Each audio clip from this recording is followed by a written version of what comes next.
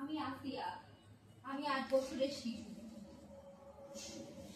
আমি এখনো মাত্র কয়েকদিন আগে স্কুলের বারান্দায় হাঁটতে শিখেছি। আর এখন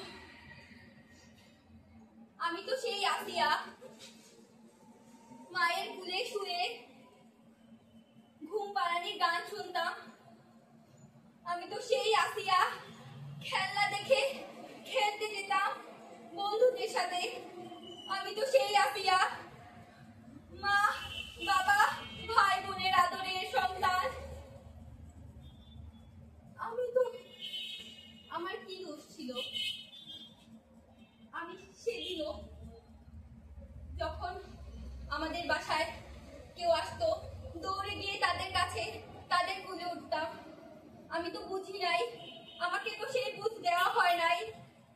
আমি তো বুঝেছিলাম না সেদিনও। আমি বুঝতে না পেরে, আমি তো জানি না কে ভালো কে খারাপ। আমি তো একটা বাচ্চা শিশু। আমি তো সেই আসিয়া,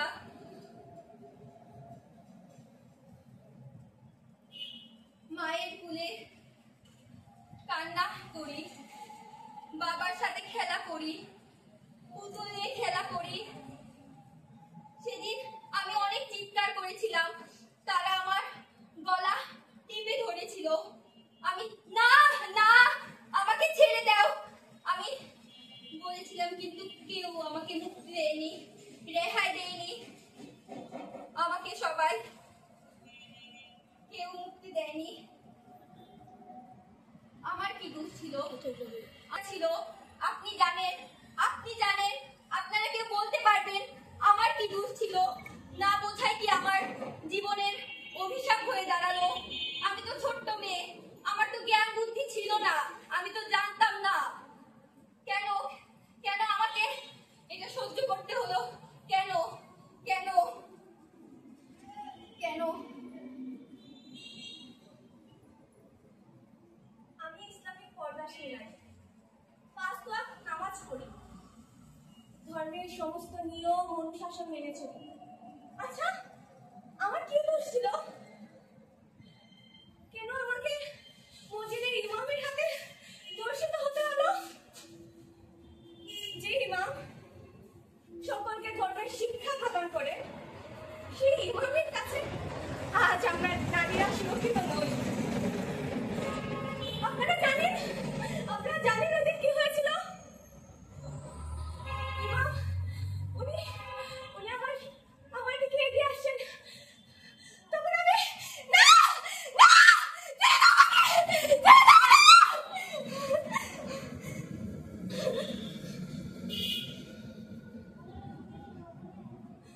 কিন্তু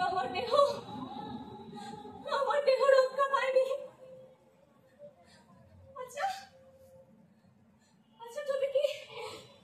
তবে কি নারী হয়ে জন্ম নেওয়াটাই এমন অপরাধ ছিল?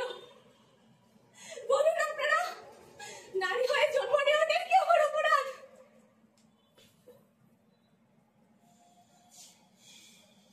আমি বিধবা নারী। আমার স্বামী মারা গেছেন, যার জন্য আমাকে কর্মস্থলে গিয়ে কর্ম করে যেতে হয়। কর্মস্থলে যাওয়ার সময় রাস্তাটা রাস্তাতে আমাকে হয়রানির শিকার হতে হতো।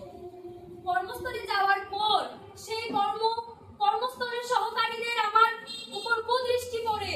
কেন? কি অপরাধ ছিল আমার? মাস শেষে যে কর্মকর্তা আমাকে বেতন দিবে, কিন্তু ওনার কুদৃষ্টি আমার শরীরের উপর পড়ে। কেন? কি অপরাধ ছিল আমার?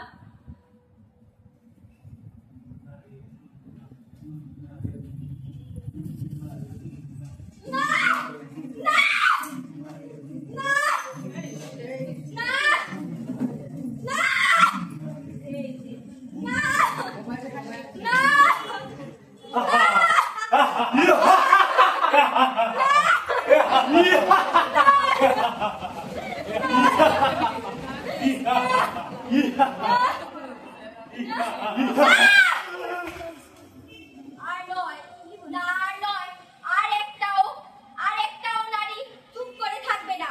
আমরা নারীরা চাইলে কি না পারি, আমরা সব করতে পারি। রান্নাঘর থেকে আমরা নাসার পর্যন্ত কাজ করতে পারি। আমরা কি না করতে পারি, আমরা চাইলে সব করতে পারি। একটা নারী যখন ধর্ষণ নিয়ে শিকার হয়, একটা নারী যখন রাস্তাঘাটে ভাই, নিজের সমতুল্য ভাই, নিজের বাবার দ্বারা ধর্ষণের শিকার হয়, তার অবস্থাটা কি আপনারা বুঝে দেখেছেন? যে একটা বাচ্চা মেয়ে যখন ধর্ষণের শিকার হয়, তার কি করার থাকে? সে তো ফুটফুটে একটা শিশু, সে তো বুঝে না সে যে নারী। সে না বুঝার আগেই তো অন্য খারাপ দৃষ্টিরা বুঝে ফেলে, যে অন্য খারাপ কয়েকটা অসুরের দল বুঝে ফেলে যে সে নারী। তার যে কিছু বিশেষ অঙ্গ আছে তারা বুঝে ফেলে, কিন্তু সেই বাচ্চা মেয়েটা তো বুঝতে পারে না। আমরা কি না পারি? আমরা যুদ্ধে জয় করি, আমরা উদীয়মান সূর্যকে ছিনিয়ে আনি, আমরা প্রতিটা ভুলের সন্ধান দেখাই। আমাদের মা বোন, আমাদের পাশে যেই নারী বাহিনী আছে, তারা একজন দুর্গা, তারা একজন লক্ষ্মী, তারা একজন চণ্ডী, তারা একজন হালিমা, তারা একজন রোকেয়া। আমাদের অপরাধ কি? আমরা তো কোনো অপরাধ করি নাই। তাহলে কেন আমাদের এই সকল অনাচার দেখতে হবে? কেন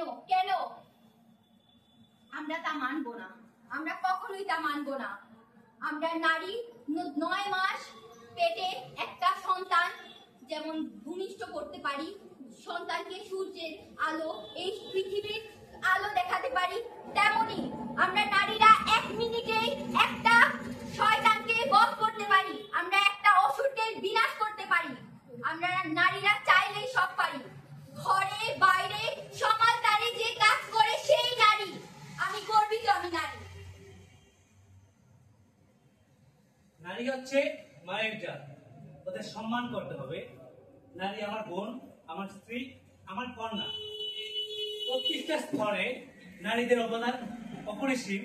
নারীরা ঘরে কাজ করে, নারীরা বাইরে কাজ করে, নারীরা নাসায় কাজ করে, গবেষণা করে, নারীরা ডাক্তার, ইঞ্জিনিয়ার, প্রকৌশলী, সব জায়গায় নারীদের অবদান প্রচুর।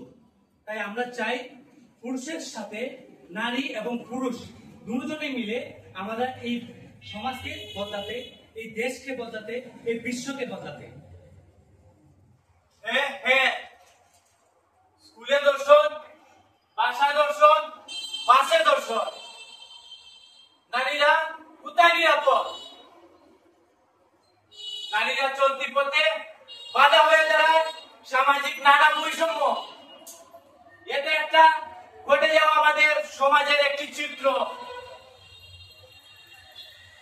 শুধু এই মেয়েদের কথা বলছি না, আমরা যে মুক্তিকে খুঁজছি, এই মুক্তিকে আমরা আপনাদের সকলকে নিয়ে আমরা খুঁজতে চাই। কবি বলেছেন, বিশ্বের যা কিছু মহান চিরকল্যাণকর, অর্ধেক তা করিয়াছে নারী, অর্ধেক তা নয়।